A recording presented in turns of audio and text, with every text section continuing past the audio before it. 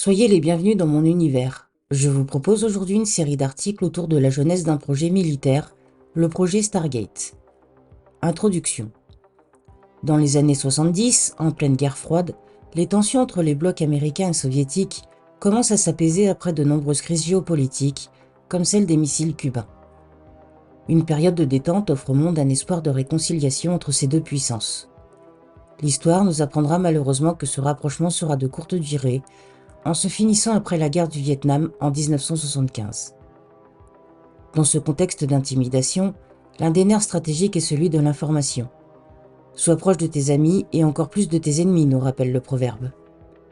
Nous entrons ainsi dans l'ère de l'espionnage, du contre-espionnage, des agents doubles et du renseignement. La nation qui aura une longueur d'avance et qui connaîtra les plans de l'autre camp l'emportera. L'espionnage technologique n'étant pas aussi développé qu'aujourd'hui. Nous nous souvenons tous d'un James Bond plaçant un micro large comme un paquet de cigarettes sous un pot de fleurs. Assez peu discret, et surtout avec l'inconvénient de devoir retourner sur les lieux pour le récupérer. La même question se posa des deux côtés de l'Atlantique. Comment obtenir une information à distance, et qui plus est, très certainement cachée ou top secrète? De concert, les deux blocs s'intéressèrent aux travaux sur la télépathie et la parapsychologie, pour finalement instaurer les débuts de l'espionnage psychique. Même si certains dirigeants eurent quelques sourires à l'annonce de tels programmes de recherche, les moyens et les budgets engagés furent à la hauteur de l'intérêt stratégique que représentait cette nouvelle forme de renseignement. Aujourd'hui, nous savons que des millions de dollars ont été investis pendant des dizaines d'années aux États-Unis, et d'après les rapports établis sur leurs voisins soviétiques, les Russes eurent le même engouement de leur côté. Grâce à la loi dite Freedom of Information Act, chaque citoyen américain, voire même du monde, peut consulter les documents déclassifiés des organismes militaires directement sur Internet. Après plus de 20 ans classés top secret, les archives des projets d'espionnage psychique sont désormais partagées au grand public. Je vous propose de découvrir cette formidable aventure au travers du plus célèbre programme d'espionnage américain, le projet Stargate, ainsi que les applications modernes qui sont actuellement utilisées aux États-Unis, mais aussi en France. Les débuts de l'espionnage à distance. Les facultés parapsychologiques ont toujours fasciné l'humanité.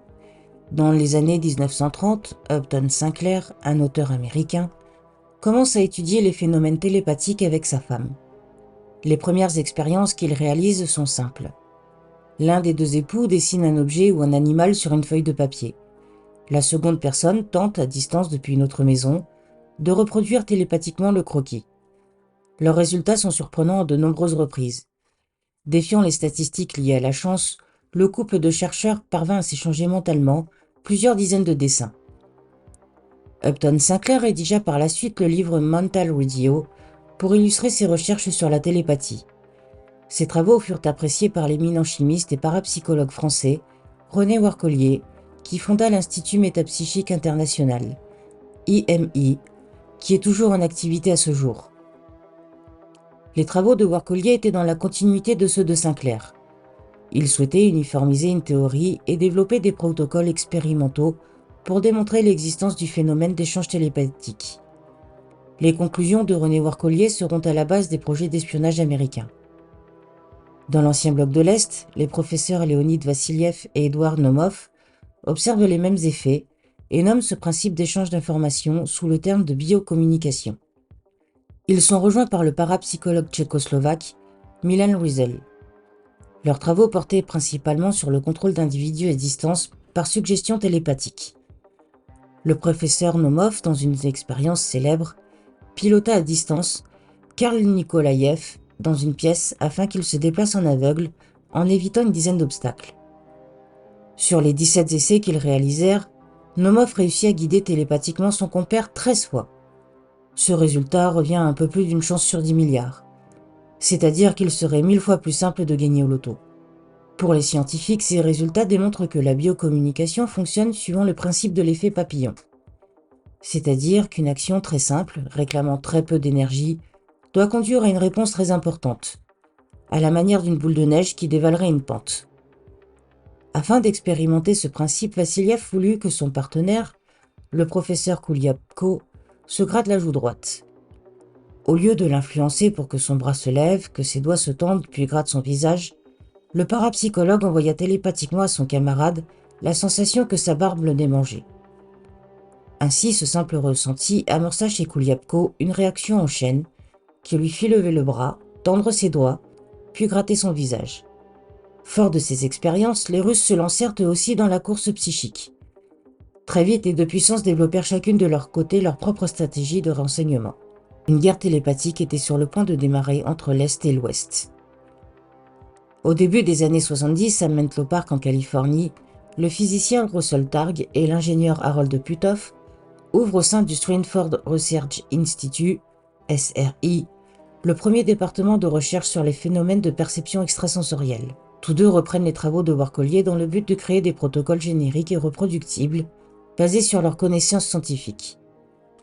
La CIA ne tarda pas à s'intéresser à leurs travaux et investit une première somme de $50 000.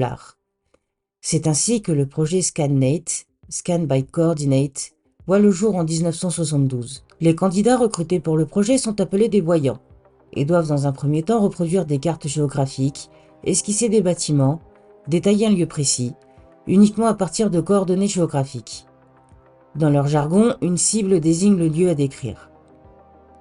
Les premières missions leur sont confiées par l'armée qui voit en eux un potentiel d'espionnage infini. Pour ces missions, chaque voyant est accompagné d'un opérateur qui l'aide à se concentrer sur la cible et surtout lui permet de suivre un protocole expérimental rigoureux. Intéressée par ces espions à distance, la DIA, l'autre agence militaire américaine cousine de la CIA, prend part au financement du département du SRI. Le projet changera régulièrement de nom au cours des années, pour finalement prendre le nom de Stargate au début des années 1990 et jusqu'en 1995, date à laquelle le projet Stargate sera finalement clôturé par la CIA. Depuis, la capacité à décrire des cibles à distance se nommera la vision à distance, Remote Viewing. Le physicien Russell Targ explique la vision à distance comme la démonstration par notre propre expérience des connexions non locales entre les consciences. Autrement dit, que nos esprits ont la capacité de se connecter entre eux pour former des réseaux d'informations exploitables. La vision à distance n'est alors que l'exploitation d'une partie de ces capacités de connexion des consciences entre elles. Ces conclusions corroborent finalement avec les analyses de tous les parapsychologues du moment. Quelques années plus tard, Jean-Pierre Girard, un parapsychologue français, illustrera ce même concept avec une analogie sur le principe de la radio. L'esprit de chacun, se réglant sur la bonne fréquence, est capable de capter toutes les informations. C'est ainsi que les théories sur la non-localité de la conscience et de l'accès illimité aux informations virent le jour et sont toujours d'actualité. En 1984, Targ a voulu démontrer que la vision à distance pouvait s'affranchir des contraintes spatio-temporelles. Lors d'une invitation à la prestigieuse Académie soviétique des sciences de Moscou, il commanda une expérience avec Madame Eugenia Davidashvili, dite Juna, une célèbre guérisseuse russe. Juna devait décrire où se trouvait le collègue de Targ, caché le même jour dans les rues de San Francisco en Californie. Plus de 16 000 km séparaient les deux expérimentateurs. Mais le protocole de l'expérience ne s'arrêtait pas là. Bien que défiant toute logique, Juna devait en plus se concentrer pour décrire cette position avec 2 heures d'avance.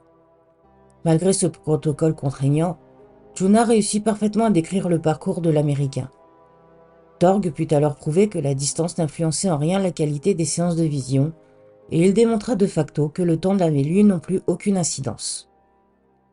La DIA améliora la définition de Targ et l'énonça de la sorte. La vision à distance est l'acquisition et la description par l'esprit d'informations bloquées de la perception normale par la distance, une protection ou le temps. Les deux théories de la biocommunication et de la vision à distance se rejoignirent alors, faisant partie du même phénomène lié à l'accès à une information partagée. Cette théorie sera plus tard appelée théorie de l'information intégrée. Les voyants de l'armée américaine, les vrais acteurs du projet Stargate. Soutenu par le gouvernement américain, le SRI, sous l'égide des docteurs Targ et Puthoff, lança de grands travaux d'espionnage, exploitant les capacités dites psy de ses agents. Le premier voyant, dont le nom de code était Remote Viewer, était Joseph McMoneagle. Surnommé Joe, McMoneagle fut enrôlé dans l'armée américaine en 1964 et devint en même temps agent secret. Il était envoyé sur le front aux quatre coins du monde pour des missions spéciales top secrètes. Cependant, en 1970, lors d'une mission en Allemagne, Mac Moneagle fut pris d'un malaise suivi d'une expérience de mort imminente. Il reprit finalement conscience après que les médecins les déclaraient morts. Peu après cette expérience, Mac Moneagle se rendit compte qu'il pouvait éprouver des sensations de sortie de corps ou encore lire dans les pensées de personnes situées dans la pièce voisine. Sa vie en fut complètement chamboulée, comme il l'écrira plus tard dans sa biographie. Ce ne fut que 8 années plus tard que Mac Moneagle fut en mesure de comprendre l'importance et la signification des sensations qu'il vivait depuis son malaise. En effet, c'est en lisant un article de Hal Puthoff dans le journal le Institute of Electrical and Electronic Engineers Inc. qu'il trouva enfin une explication aux sensations qu'il vivait. Ce fut pour Mac Moneagle une véritable révélation. La même année, lorsque l'armée s'engagea avec le SRI pour créer un département de contre-espionnage psychique, Mac Moneagle y prit part et fut l'une des 6 recrues. Étant particulièrement talentueux, Mac Moneagle réalisa des centaines de sessions qui s'avérèrent exactes, si bien qu'il reçut pour l'ensemble de son travail un nombre impressionnant de distinctions militaires, dont la Légion du Mérite, pour avoir fourni des renseignements cruciaux et vitaux, inconnus des autres sources de renseignements. Mac Moneagle continua ses exploits dans l'armée jusqu'à sa retraite en 1984. De retour à la vie civile, il fonda sa propre compagnie de recherche psychique, la Intuitive Intelligence Applications, qui est toujours en association avec le SRI. Parmi les autres agents psy du SRI, certaines personnalités se sont particulièrement démarquées par leur talent et leur capacité à faire avancer la recherche sur le projet. Ingo Swann est l'une de ces personnalités, à tel point qu'il a été surnommé le père de la vision à distance. Swann débuta sa carrière en tant qu'artiste peintre, où il pouvait exprimer ses talents de création, tout en dévorant des ouvrages sur la parapsychologie. Il se passionnait notamment pour tout ce qui se touchait aux facultés de perception extrasensorielle. Il commença ses premières recherches sur le sujet à l'âge de 36 ans, pour finalement intégrer les équipes de chercheurs au SRI. Swann était tellement doué qu'il proposa de mettre au point un protocole complet de vision à distance, afin de réaliser des séances de manière générique, contrôlée et reproductible. Son protocole, nommé Controlled Remote Viewing, fonctionnait en plusieurs étapes précises. Au préalable, une cible était choisie, puis désignée par sa latitude et sa longitude. Ces coordonnées étaient ensuite fournies à un voyant qui devait décrire le lieu en respectant 4 étapes. La première étape consistait à décrire les premières impressions que pouvait émettre la cible. Renvoyait-elle une sensation de quelque chose pouvant être grand ou petit, la sensation d'un élément artificiel comme une structure, ou bien quelque chose de plus naturel comme un paysage. La première étape permettait au voyant de poser les bases de l'environnement à espionner. Il pouvait par la suite y ajouter des détails et affiner sa vision à partir de l'étape suivante. En effet, cette deuxième étape reposait intégralement sur la collecte d'adjectifs représentant la cible. À cet instant, le voyant pouvait tout aussi bien percevoir des sensations liées à des dimensions, des couleurs, des sons, des émotions, etc.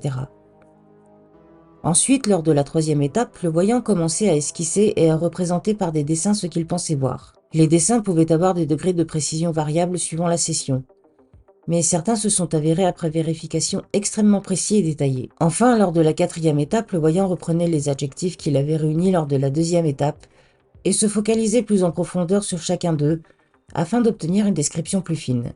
De plus, le voyant pouvait se concentrer sur l'émotion renvoyée par le lieu pour définir son importance ou percevoir le plus d'informations possible sur sa situation géographique. Ce protocole permit de rendre le phénomène à la fois reproductible et utilisable sur commande par d'autres voyants. Swann participa à de nombreuses missions pour le projet Stargate, mais également pour la recherche spatiale. Une de ses plus grandes prouesses en vision à distance fut la description complète de la planète Jupiter et de ses satellites 6 années avant que la sonde Voyager ne vienne observer l'astre. Contrairement aux spécialistes de la NASA de l'époque, Swann décrivit la présence d'anneaux autour de Jupiter comme sa voisine Saturne. La présence de ces anneaux fut confirmée par les observations de la sonde Voyager. Il donna également des indications quant à la composition de l'atmosphère, composée selon lui de cristaux. Rappelons que Swann avait publié l'intégralité de sa séance avec l'aide de Targ et Puthoff l'année précédant l'arrivée de la sonde Voyager sur son orbite jupitérienne. Swann participa aussi à une expérience à bord d'un sous-marin au large de la Californie. Il devait à des heures précises décrire à distance des cibles choisies sur la terre ferme par une équipe de militaires. Chaque cible était associée via un tableau de correspondance à des ordres que devait exécuter le sous-marin. À des centaines de mètres de profondeur, Swann parvint à décrire à chaque reprise la cible exacte et à décoder le message. Chaque ordre fut suivi strictement et le sous-marin fut guidé conformément aux attentes du groupement de militaires. À nouveau, Swann et son équipe confirmèrent les résultats de Targ. L'information peut s'échanger quelle que soit la distance ou les éléments séparant les deux opérateurs. Les voyants recrutés au SRI venaient tous d'univers très différents.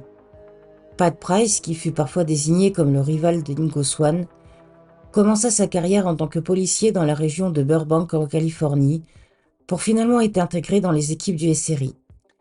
Chaque voyant avait ses propres spécificités au sein du SRI, et Pat Price était de loin le plus précis des voyants. Cette habileté qu'il avait à intégrer un maximum d'informations lors de ses séances lui permit de contribuer au programme Scan8 et surtout le projet Stargate.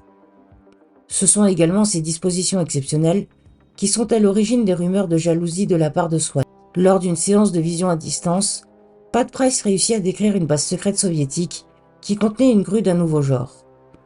Il avait réussi à pousser le détail à son maximum lors de sa séance, si bien que quelque temps plus tard, lorsque les espions de terrain prirent des photographies de cette grue, aucun détail ne manquait, pas même les 8 roues qui soutenaient la structure. Il existe un autre protocole, appelé Remote Influencing, qui mêle les techniques de vision à distance et d'influence de l'esprit, ayant pour but de forcer un individu à révéler ses secrets. Lynn Buchanan est à l'origine de ce protocole d'interrogatoire et d'influence à distance. Buchanan était un militaire qui participa avec Ingo Swann au projet de vision à distance de 1984 à 1992. En plus d'être un excellent voyant, il s'occupait de la formation des nouvelles recrues. Actuellement, Buchanan est en charge d'un institut privé de formation, PSI. Il a pris part activement à l'espionnage et surtout au contre-espionnage psychique.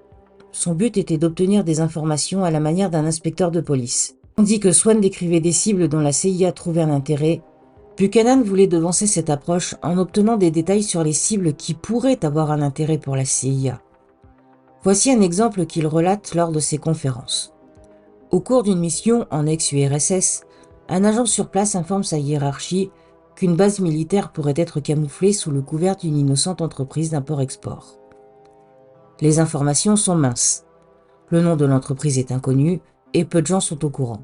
Néanmoins, l'agent arrive à connaître l'identité d'un membre de cette hypothétique entreprise. C'est à cet instant que Buchanan entre en action. Dans son bureau, à des dizaines de kilomètres de là, Buchanan entame une séance de vision à distance. Il tente de se projeter mentalement à l'endroit où cet ouvrier se rend pour sa seconde vie, mais c'est un échec. Buchanan et ses collègues analysent alors les conclusions et pensent que l'information recherchée est tellement sensible qu'une sorte de barrière psychique empêche toute information de filtrer. L'esprit semble avoir ses limites, mais Buchanan n'en démord pas. Il veut obtenir les renseignements. Il proposa alors une approche différente, l'influence à distance. Au lieu de se projeter toujours mentalement sur le lieu, Buchanan se projeta sur l'esprit de l'individu. Il raconte que sa séance de vision à distance consista à décrire les pensées de l'ouvrier ciblé. Ce fut un succès en demi-teinte, car Buchanan ne put obtenir que des émotions et des pensées relatives au secret, à l'interdit et au silence. C'est alors que l'idée lui vient de modifier radicalement le protocole initial afin d'intervenir directement sur les émotions éprouvées par l'ouvrier au sujet de son secret. Buchanan réalisa une 3e séance de projection sur l'individu. Il superposa aux pensées de l'ouvrier de nouvelles images mentales. Cette injection d'images devait modifier les émotions de l'ouvrier liées au bâtiment secret et permettre de faire sauter les verrous mentaux qui empêchaient jusqu'alors Buchanan d'accéder aux informations. Il associa donc l'entreprise sous couverture, l'idée d'un paysage agréable afin de diminuer l'image stressante et secrète qui était incluse. Il superposa aussi à la porte d'entrée de l'entreprise l'image du fils de l'ouvrier. Buchanan ajouta ensuite une sensation de fierté pour le père de voir son fils s'intéresser à son métier. Cette manœuvre mentale devait permettre de remplacer le blocage et le secret lié à la porte par l'autorisation, l'envie et la fierté de montrer ce qu'il y a derrière. Buchanan associa dans l'esprit du travailleur un mécanisme d'habitude, alliant fierté et communication envers son fils. La barrière psychique fut levée au travers de cette interface familiale et ses émotions injectées artificiellement dans l'esprit de la cible.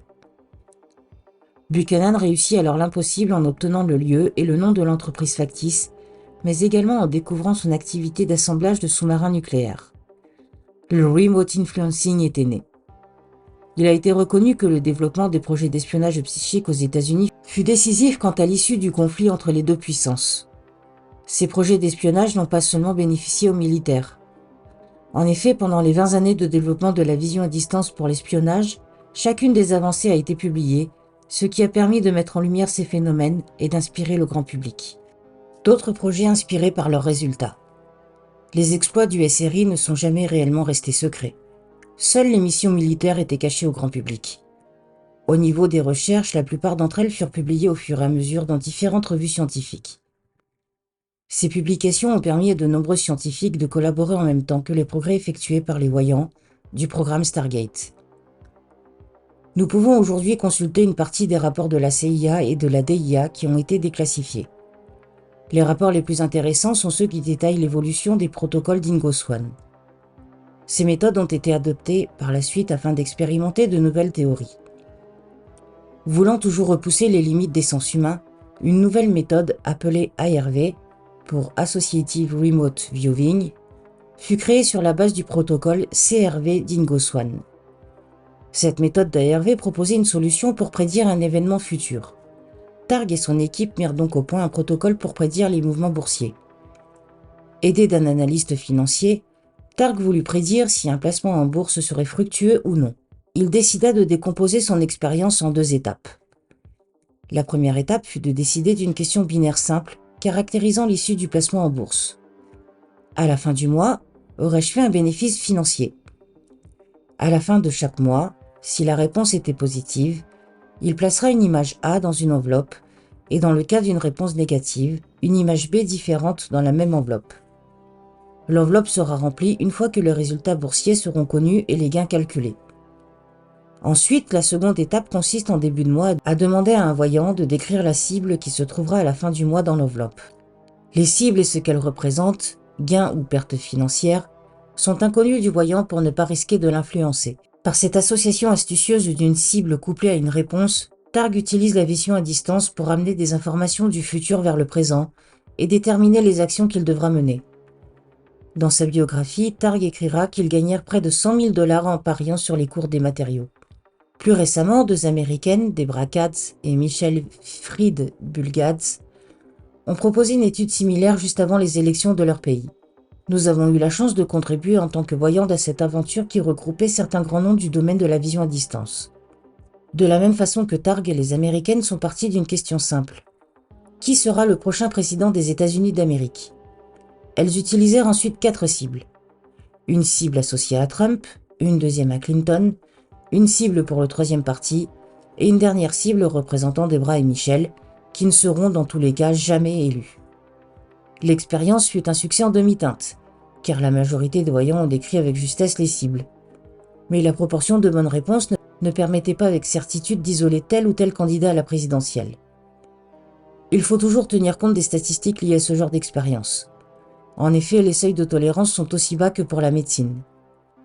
Cette expérience a été publiée dans le magazine de Daz Smith, un voyant britannique très actif. Daz Smith a étudié la vision à distance en se formant avec les techniques de CRV d'Ingo Swann. Il a mis à profit ses compétences au service de la police américaine pour les aider à retrouver des personnes disparues. Pendant plusieurs années, Smith a participé à plus de 250 affaires de disparition au travers du programme mondial Find Me Group. La vision à distance est une discipline presque infinie qui ne s'arrête pas à simplement décrire ou rechercher des personnes. Mais elle peut également servir à investiguer sur des événements connus afin de collecter de nouvelles informations. Le projet Farsight, auquel Daz Smith a participé, constitue des dossiers visant à affiner les rapports d'enquête comme celle de l'assassinat de JF Kennedy. Ignorant tout de la cible qui lui est proposée, les détails fournis par Smith révèlent de troublantes similitudes par rapport aux faits réellement connus. Mais il introduit en plus de nouvelles informations, liant l'événement à des conclusions alternatives. Conclusion. De nos jours, la technologie a largement dépassé les prouesses psychiques des espions du siècle dernier. Les programmes ont officiellement été clos et les acteurs de ces glorieuses décennies s'occupent maintenant à former les amateurs à leurs techniques respectives. Maintenant que le phénomène a été abondamment documenté et étudié, la nouvelle voie suivie est celle de l'influence à distance d'un événement passé. Certains chercheurs américains, mais également en France, via l'association PSI, Projet scientifique intuitif, étudient le phénomène dit de rétro-biofeedback. En effet, c'est en étudiant les mécanismes de la vision à distance et en s'inspirant de concepts de guérison et d'influence à distance qu'il a été découvert la possibilité d'influencer à distance le passé d'un individu, c'est-à-dire engendrer à la manière de l'effet papillon un futur différent qui lui serait plus favorable. Ce phénomène est finalement connu depuis la nuit des temps, mais il a été nommé sous différents termes au fil des différentes cultures. De nos jours, on le retrouve principalement affilié au concept de la spiritualité et du développement personnel. Mais les applications peuvent être multiples. Elles peuvent permettre d'orienter ses choix dans la bonne direction, de diriger sa vie vers l'issue la plus favorable, ou de communiquer des informations d'un espace-temps à un autre. Cette activité de communication à travers le temps a été étudiée par les projets scientifiques intuitifs pour échanger les numéros du loto entre deux agents. Tous ces protocoles ont été entièrement décrits dans leurs livres et les résultats sont très encourageants. Dans un monde de plus en plus connecté, 30 années de recherche ont ouvert les portes d'un nouveau canal de communication, bien plus efficace et naturel que la technologie moderne. Les avancées ont été prodigieuses et les applications de plus en plus pertinentes. Bientôt, peut-être, la vision à distance deviendra le moyen naturel pour chaque être humain d'échanger et de partager des informations à travers l'espace et le temps. J'espère que ce podcast vous a plu. N'hésitez pas à liker, à partager et à vous abonner. Je vous fais des gros bisous et je vous dis à bientôt.